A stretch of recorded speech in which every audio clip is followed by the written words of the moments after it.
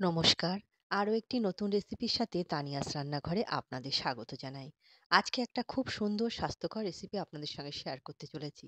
রেসিপিটি দেখুন, আশা করছি আপনাদের নিশ্চয়ই ভালো লাগবে। রেসিপিটি তৈরি করার জন্য এখানে আমি নিচ্ছি ১ বাটি সেদ্ধ চাল। ওই একই বাটির হাফ বাটির একটুখানি বেশি নিলাম ছোলা। এবার জল দিয়ে বেশ কয়েকবার চাল আর ছোলাটা ভালো করে ধুয়ে নিচ্ছি। চাল আর ছোলাটা ধুয়ে নেওয়া হয়ে গেছে, জল দিয়ে ভিজিয়ে রেখে দিচ্ছি ৫ থেকে ৬ ঘন্টার জন্যে। আমি ৬ ঘন্টা চাল আর ছোলাটা ভিজিয়ে রেখেছিলাম। খুব ভালো মতো ভিজে গেছে।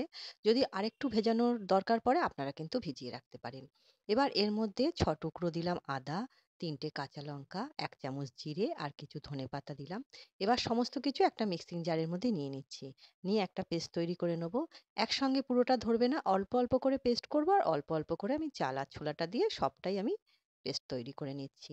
১ম এ আমি ১ কাপ জল দিলাম। দিয়ে একটা পেস্ট তৈরি করে নিলাম। এখানে মোট ৩ কাপের একটু বেশি জল লেগেছে। পেস্টটা তৈরি করে নেওয়া হয়ে গেছে। একটা বোলের মধ্যে ঢেলে নিলাম।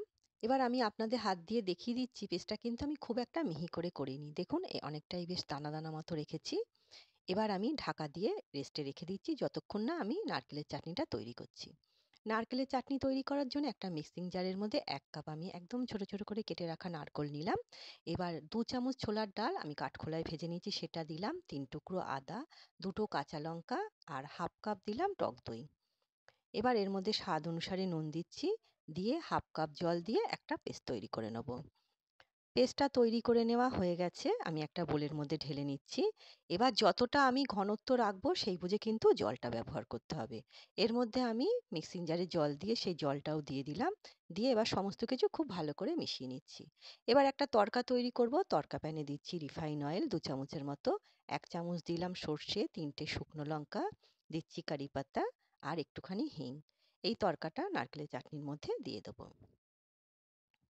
নারকেলের চাটনির ওপর তড়কাটা দিয়ে দিলাম। এই তড়কাটা নারকেলের চাটনির ওপর দিলেই কিন্তু তৈরি হয়ে গেল সুস্বাদু একটা নারকেলের চাটনি। খেতে কিন্তু বেশ ভালো লাগে। অবশ্যই একবার ট্রাই করে দেখতে পারেন, রেসিপিটা কিন্তু খুব সুন্দর। ওদিকে আমি ব্যাটারটা চেক করব। ব্যাটারটা কিন্তু ঢাকা দিয়ে রেখে দিয়েছিলাম ১০ থেকে ১২ মিনিটের জন্যে। এবার এর মধ্যে স্বাদ অনুসারে নুন আর হাফ চামচ ইনো দিয়ে সামান্য একটুখানি জল দিলাম। দিয়ে খুব ভালো করে ফেটিয়ে নিচ্ছি।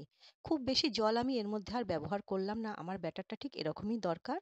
দেখুন ব্যাটারটা ঠিক তৈরি হয়ে গেল। ঠিক এরকম ব্যাটার আমার লাগবে। ওইজন্য জলটা খুব একটা বেশি দিলাম না। এবার গ্যাস ওভেন অন করে একটা ফ্রাই প্যান হাই হিটে খুব ভালো মতো গরম করে নিয়েছি। এবার সামান্য একটু তেল দিয়ে তেলটা পুছে নিলাম। এবার একটু জলের ছেটা দিচ্ছি, দিয়ে জলটাও পুছে নিচ্ছি। এই পর্যায়ে গ্যাসের ফ্লেম আমি মিডিয়ামে রেখেছি। এবার ২ হাতা ব্যাটার দিয়ে হালকা হাতে ঘুরিয়ে দেবো।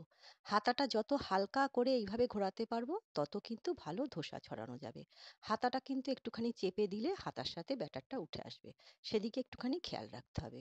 এবার এই পর্যায়ে গ্যাসের ফ্লেমটা আমি একদম হাইতে করে দিলাম। ওপরটা যখন শুকনো হয়ে এলো তখন আমি চারিদিক থেকে একটু তেল দিচ্ছি, মাঝখানেও একটু তেল দিলাম।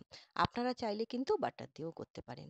যখন ওপরটা এরকম রং ধরে এলো, দিচ্ছি এর মধ্যে পেঁয়াজ কুচি, টমেটো দিচ্ছি। টমেটো একদম ছোট, ছোট করে কেটে রেখেছিলাম সেটা দিলাম। কিছু কাঁচা লঙ্কা দিচ্ছি আর দেবো ধনেপাতা কুচি। এবার সবজিগুলোর উপর স্বাদ অনুসারে একটুখানি নুন দিচ্ছি আর দেবো পাতিলেবুর রস। এই রেসিপিটা অবশ্যই একবার ট্রাই করে দেখবেন। খেতে কিন্তু দুর্দান্ত লাগবে, এইটুখানি আমি আপনাদের বলতে পারি। এবার উল্টে দিলেই তৈরি হয়ে গেল সকালের হালকা ফুলকা স্বাস্থ্যকর জলখাবার। রেসিপিটা কিন্তু অসম্ভব সুন্দর একটা রেসিপি, খেতে কিন্তু বেশ ভালো লাগবে আর খুবই স্বাস্থ্যকর একটি রেসিপি। তৈরি হয়ে গেল ধোসা। এই ধোসাটা কিন্তু যখনই আমি বাড়িতে বানাই সবাই কিন্তু বেশ আনন্দ করে খায়। আর নারকেলের চাটনির সঙ্গে পরিবেশন করেছিলাম, খেতে কিন্তু বেশ ভালো লেগেছিল। নারকেলের চাটনিটাও দিয়ে দিচ্ছি। সকাল সন্ধে যখন খুশি কিন্তু এই ধোসাটা আপনি বাড়িতে পরিবেশন করতে পারবেন। আজ তবে এই পর্যন্তই। দেখা হবে পরের একটি নতুন রেসিপির সাথে। সবাই সুস্থ থাকবেন, ভালো থাকবেন।